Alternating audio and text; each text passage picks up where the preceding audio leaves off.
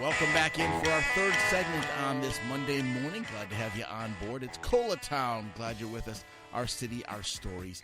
And we want to switch gears now. Joining us here at the point is Clint Shealy, who is the assistant city manager, heads up Columbia Water, and someone I've known for a long time is just one of the good guys here in the city that really, really takes a lot of pride in his work. And it shows. He's helped me and my family on a number of occasions when we've had water questions. And he's just a good guy, one of the good guys that I really, really appreciate. It's great to see you here. Happy New Year.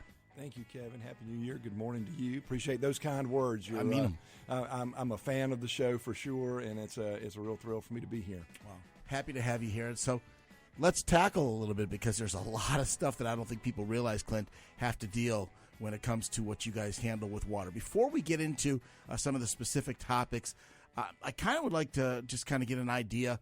Tell me about the department. How many people work in the department? How long have you been there? Let me learn a little bit about Clint Shealy. Yeah, so I've been with the city directly as an employee about 10 years. I was an engineering consultant prior to that.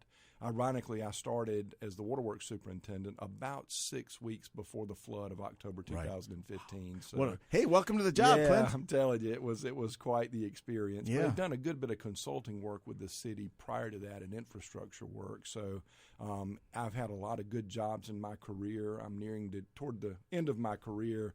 This has been the most rewarding and meaningful, purposeful work that I've done in my 35 plus years of experience. So really enjoy working with the team at the city, the team with Columbia Water. You asked specifically how many employees, about 600 employees that are managing 2 water treatment plants, 2 of the largest in the state, the largest wastewater plant in the state, managing 2,700 miles of water distribution piping. It is quite the enterprise. We serve about 400,000 people through roughly 162,000 metered accounts. Wow. So it's a pretty big enterprise, and it has been, again, the highlight of my career to be part of it. So one of the things I want to focus on over the course of our visit here is the challenge of it, because there's a lot of things when it comes to infrastructure, when it comes to what we learned after the 1,000-year flood. We learned a lot about what our strengths and what our weaknesses are, how we have to shore up our weaknesses, what we need to do, whom we need to partner with, all that kind of stuff.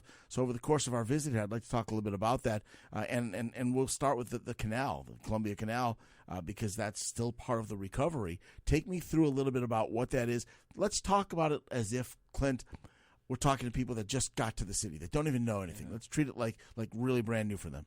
Yeah, great way to start, Kevin. I mean, the Columbia Canal has played a vital role in the city's history, both from transportation, originally built in the 1800s to convey cotton along barges. Wow. And bypass the rapids. But it is our primary source of drinking water for over 200,000 people. We serve obviously the center of state government, again, that population center, the university and all the colleges around the city, the region's major trauma center at Prisma. Sure. Really, really important stuff, not to mention Fort Jackson.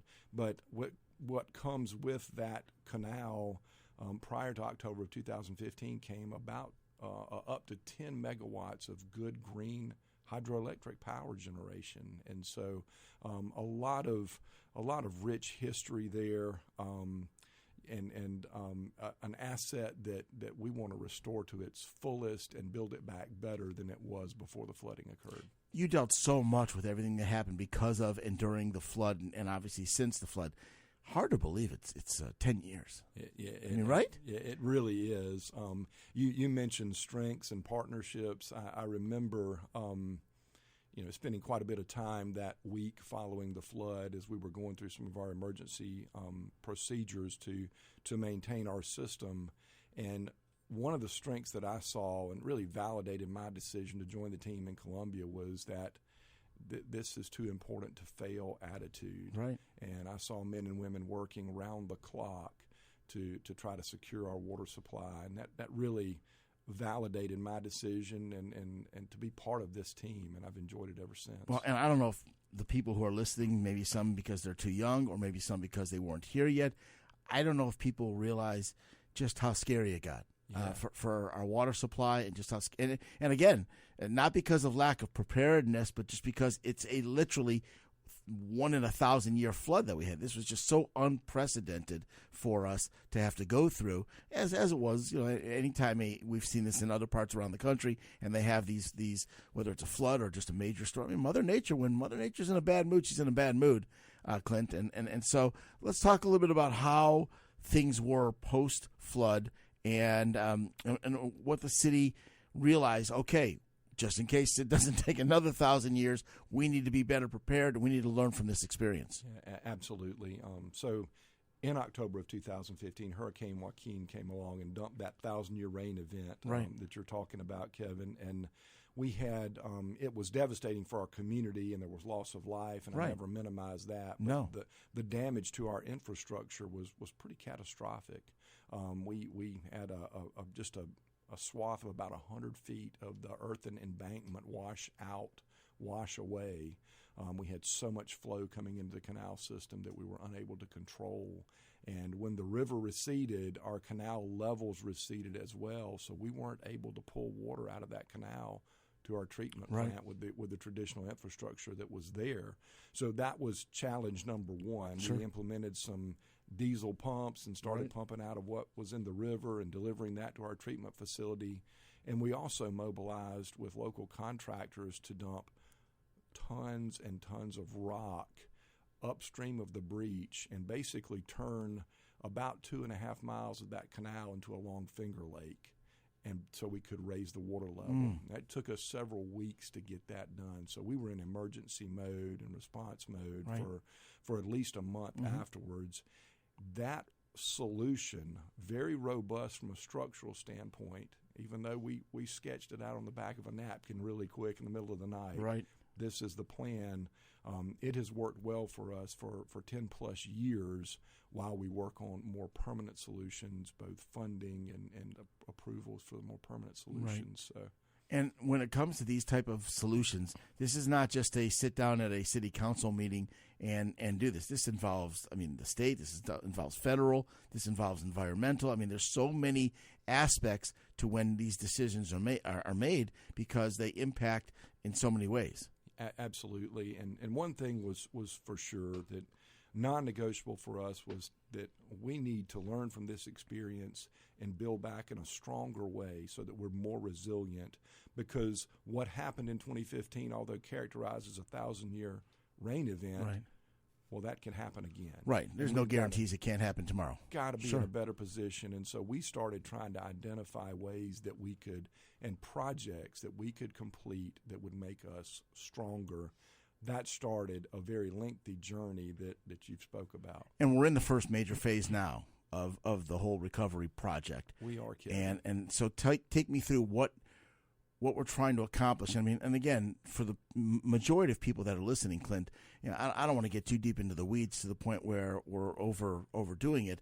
But I just want people to understand what we're trying to accomplish is to make sure we will have safe, clean water for the people of the Midlands and certainly for the people of Columbia. Absolutely, and for generations to come. Right. And so we're making generational investments in our infrastructure now that will serve our children and their children. That, frankly, were not made. That needed to be made a long time ago. That's true, Kevin. Yeah. So one of the questions I get asked most frequently is, why in the world is it taking 10 years? What in the world's going on? And you hit the nail on the head with approvals, environmental approvals, but the very first thing we had to do once we identified the projects was secure the funding, and we had to agree with the Federal Emergency Management Agency, FEMA, on what the scope of damage was. And I remember Mayor Benjamin saying, it's not fair for our customers and ratepayers to have to bear the brunt of this natural disaster. And so we started a negotiation to determine a scope and a value of work. And that took us about 4.5 years to agree with the federal government on how much they were going to pay for. Right. Once we knew that, then we had to go through the environmental processes. Unfortunately, those environmental approvals occurred during COVID. And game changer that again. Slowed things down so much for getting the different agencies to comment back. So that took another 4.5 years, and before long, you're sitting at the 10-year mark. But we are at we're at a great point where we're actually launching and working, doing construction. We've got contracts in place, and are really excited about that. I mean, the gist of this is about to really get hopping. Yes. Right this spring. Yeah, absolutely. What will people see? What will they not see? But what will be the impact? Yeah, so we've talked about these projects as a three-legged stool, and we're only strong if all three of these projects are completed. Mm-hmm. The very first one is replacing the head gates. That's where the water from the Broad River up above River Drive enters the canal system. Mm-hmm. And so those gates were very, very old, and frankly, during the flooding, we had trouble closing those gates because of some debris. We're going to put a trash rack up there. We're going to invest over $12 million replacing that with modern infrastructure. So that'll allow us, prior to the next flood, to be able to close those gates and control things a little bit better. That's a very important project. Going to bid, I think we open bids next week on that project, so we're really excited. We, in addition to the environmental approvals, we were successful getting about half of that project funded through HUD's Community Development Block Grant Mitigation Program. So Representative Clyburn was very helpful in securing that funding for us. So, Good. Looking forward to that project, and that's the first leg of that stool of resilience, if you will. So with that first leg and just the head gates and all, how long does something like that take? Yeah, so again, about to open bids, then we'll go to council for approval. It's about a 15-month construction period, so you're going to see that work starting hopefully in the spring, and it'll last through probably late summer of 27. 27, that's right. Fascinating. It really is. If you're just joining us here, we're in our third segment of this Monday edition of Colatown. Clint Shealy is with us. He's the assistant city manager for Columbia Water, and we're focusing intently on what's going on with the canal, how it's going to impact people, and why you should care if you're listening, because this isn't even just for City of Columbia residents. This is, the capital city. This is, if you work here, or if you play here, or if you live here, it affects all of us. It's the state capital. Hold tight. We're going to do a timeout, and we'll come on back with our fourth and final segment of the morning. We're glad you are with us here on a Monday, Dr. Martin Luther King Day. Clint Shealy, our guest, and much more to come as we continue. Colatown, right here at The Point. Our fourth and final segment for a Monday morning. Welcome back into Colatown on The Point. Very happy to have you with us here on this 19th day of January. It is MLK Day. We've spent a lot of time talking about that, especially in the first half of the segment. First half of the program, but we're happy to have with us now Clint Shealy, the Assistant City Manager of Columbia Water, focusing on a bunch of different things in terms of the canal and what it means to you and why we should be caring about this kind of stuff. He's with us for a few more minutes on the program. And again, Clint, thank you very much for hanging out with me today, and glad to have you with us to start the week off. Thanks, Kevin. Great to be here. Yeah, let's kind of throw this in the face of to the people that are listening right now. I said this right toward the end of the last segment. Why should people care? Why does this impact really the entire Midlands area? Yeah, Kevin, drinking water is what we consider to be vital, crucial human infrastructure, and the provision of safe drinking water not only affects public health, but it's economic development, quality of life, and so making sure that we've got an adequate water supply for our customers and that we treat that water appropriately and distribute it safely to our customers is vitally important. It basically, if you don't provide water and sanitation and waste treatment, over a few days, society will break down pretty quickly. Yeah. And so it really is important, but it's one of those things that folks often don't think about because it's there. Sure. Clint, let's talk about the long term, because we talked about this being like a 10-year thing that's already taken since the flood, and where we're going.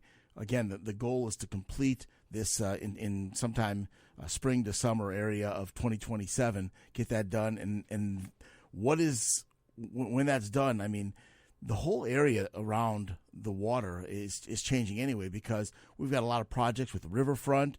There's a lot of things, the mayor has come on here and talked all about connectability and accessibility and being able to walk from this and be much more friendly. So is all of that being taken into account, not just from an infrastructure standpoint, but also from the potential for what it does when it involves tourism, when it involves beautification, that kind of stuff? Absolutely. Quality of life type issues, right. Recreation, those well opportunities said, yeah. For sure, Kevin. I think we mentioned replacing the head gates, and that's a beautiful historic structure. That's also the northern entrance to Riverfront Park. Right. And so when we get that project done, opening that entrance back up, very important. The entire trail of Riverfront Park resides along the embankment right. that was damaged, and so we've got to repair that damage. That's the second leg of the stool, if you will. It's going to cost us between $60 and $80 million to do that work, fill the breach. Part of what we're doing is restoring the park and the trail as well. So when that work is done, you'll end up with as good or better trail than you had, more historical markers and annotations and things like that of the beautiful historic facilities that are out there. So it's vital that we get that work done, those repairs made, and we repair that trail and get it back open. That project to restore the embankment will be going to bid early this spring, and it's going to take, again, a $60 to $80 million investment. That has been negotiated with the federal government, so none of our ratepayer dollars will have to go for that restoration work. The final piece of the puzzle, and folks are starting to see construction right now, is when I mentioned building back better and more resilient, is the alternate water supply. You'll see a cofferdam out in the river, a small dam. You can see it from I-126 coming inbound to town right now. We're about to go vertical with a structure. That is going to be a completely independent drinking water intake in the river, so that if our canal were, God forbid, to ever fail again, right. we can pull water directly out of the river, deliver it to our customers. They'll never know the difference. Mm-hmm. So that is vitally important to building back and having a different tool in our toolbox that really hardens us to future natural disasters, earthquakes, hurricanes, floods, you name it. That is a modern structure that's going to be built to withstand those types of events. Is that a situation, Clint, where you take a look, okay, here's where we are today, and I'm almost going back in time 10 years to when we had the flood, to where we're trying to figure out what the plan is going to be long-term for the city. Is that a situation when you guys do this? Do you work with FEMA? Do you talk to other cities that have similar type water beds, similar type situations, rivers? I realize every city is unique, but there's others that have been through situations like this. Did you talk to other city managers and mayors and other managers of their water departments? Absolutely. You learn from what others have done, and you learn from best practices. And we learned a very important and difficult lesson about the vulnerability of that earthen embankment. And so we started looking at failure modes and things like that, and okay, an earthquake could happen, something mm-hmm. else could happen sure. besides this. And rather than just stockpiling materials and being ready to make a repair quickly, we really wanted to harden our infrastructure. Interestingly enough, Kevin, one of the consulting firms I used to work for, we found this in their vault, a drawing back to the 1950s that contemplated an additional intake in the river. Wow. And as a consulting engineer in the early 2000s, I participated in a study that looked at doing that and the cost of doing that work for the city, and we didn't move forward with it at that time. There's no time like the present. Sure. We've got to move forward with it. That particular project is costing us about $62 million. We were able to secure about $32.5 million of grant money from FEMA to do that. I characterize that alternate water supply as the most important work that we're doing and will do for quite some time from an infrastructure standpoint. Restoring the embankment, though, the connectivity with the riverfront, getting the park back open eventually fully from south to north entrance is really, really important from a quality of life standpoint. And then also for an environmental and sustainability standpoint, getting that hydroelectric generating station back operating mm-hmm. is important too. That's an opportunity cost that's lost, and it's been lost for 10 years that we haven't been generating that good green power. We want to get back in that business as well because that helps us all. Well, and I'd like to talk about that for a moment because obviously that's something that you almost at one point would take for granted. You didn't think that was going to go away. I don't know if people realize just how much power that is. Yeah, it really is. And so you're looking at powering several hundred homes. We averaged about 5 megawatts per day. But it can peak out at high flows of 10 megawatts. So it's a nice hydroelectric generating station. Used to be run by South Carolina Electric and Gas. Right. The city took it over, and a beautiful historic structure. Part of the restoration work that we're going to do with this project is open up some of the windows that have been bricked up and open that facility up. It'll be an operating facility, but so safety is important, but opening that up for guided tours. It's right across the canal from the State Museum. Right. So envision school groups coming and learning about a late 1800s original construction, hydroelectric power that was used to power a mill that was the State Museum back at the time. So Sure. there's wonderful historical and educational opportunities to share with the public, as well as generating that good power. Yeah, I mean, I think if I'm going to get a takeaway from our visit this morning, one of the things I'm finding is that the way you guys approach this, and if I misspeak, tell me, but the way you approach it is obviously first things first, infrastructure and preparedness, but also a respect for the history and a eye on the future, kind of like the present, the past, and the future all in one project. Yeah, you nailed it, Kevin. And learning from the past, and there'll be boards telling the story of the flood and the damage that happened. The new intake that we're building out in the river, we didn't want it to be an industrial looking, even though it's serving that very. Right, but you didn't want an eyesore. We don't want an eyesore, so it will look very much like the historic hydroelectric station and the historic pump house that are as part of Riverfront Park right now. So although it'll be a large structure out in the river and connected to the canal system, we're trying to respect that history. Yeah, I'm pretty fascinated by what it means in terms of just. I don't want people doing this while they're driving, because I mean, if you're driving, you need to be focused on the road. But if you're ever a passenger and you look over and you see this thing taking shape, it's going to be like. There's going to be a lot of people that, unless they hear this, they're going to be like, what is that? Absolutely. Yeah. What in the world is that? But that is the future Right. of our drinking water supply. Right. And that is the guarantee. And I don't know if that's too strong of a word, but it certainly ensures Plan B is going to be in place. Absolutely. When there was no Plan B at all. That's right. Yeah, Absolutely. I think that's important to note on that. Just while I've got you, because I think we've tackled the canal thing pretty well, and we only got a couple more minutes to go here. But while I've got you here this morning, let me just kind of ask you, when it comes to the interruption that took place for all the time, and that did a lot of people did they lose their jobs during that time? I mean, how did that work? Because if they didn't have a place to go to work, they didn't have a place to go to work.